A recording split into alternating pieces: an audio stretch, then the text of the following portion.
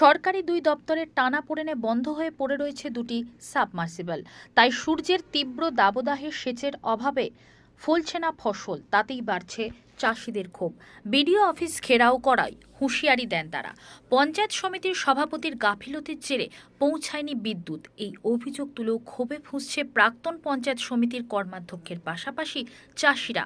ক্ষোভ উগড়ে দিয়ে উত্তম ঘোষ নামের চাষি অভিযোগ করেন, গত 1 বছর আগে এলাকার জমিতে চাষের সুবিধার জন্য 2টি ঘর করে সরকারি সাবমার্সিবল বসানো হয়েছে, কিন্তু আজও বিদ্যুৎ পৌঁছায়নি।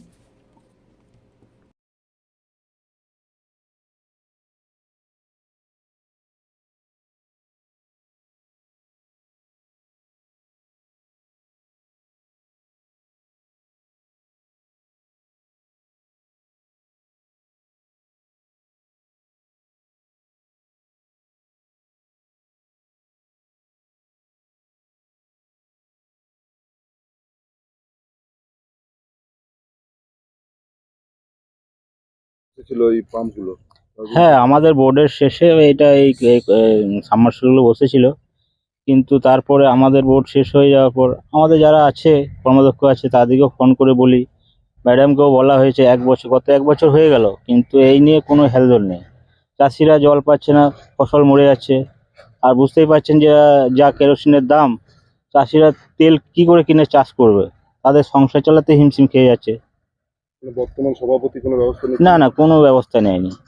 ওনারই কি গাফিলতিতে এই ধরনের কাজ হচ্ছে?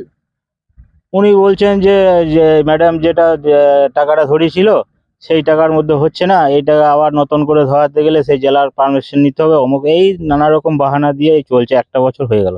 আপনাকেও তো ক্ষোভের মুখে পড়তে হ্যাঁ, আমাকে চাষিরা ক্ষোভ দেখাচ্ছে যে তুমি যে সাবমার্শালটা আমাদের করে দিলে কি আমাদের সুফল হলো? 1 বছর হয়ে গেল, আমাদের ফসল পুড়ে যাচ্ছে। যদি না হতো, সরকারে এত টাকা খরচা করে যদি 1 বছর পড়ে থাকে, যদি চাষিরা জল না পায়, তাহলে কি জন্য এইটা করা হয়েছে আমাদেরকে চাষি বলছে। ভোট তো পেরিয়ে গেল। হ্যাঁ, ভোট পেরিয়ে গেল। এবার কি তাহলে আর হবে বলে মনে হচ্ছে?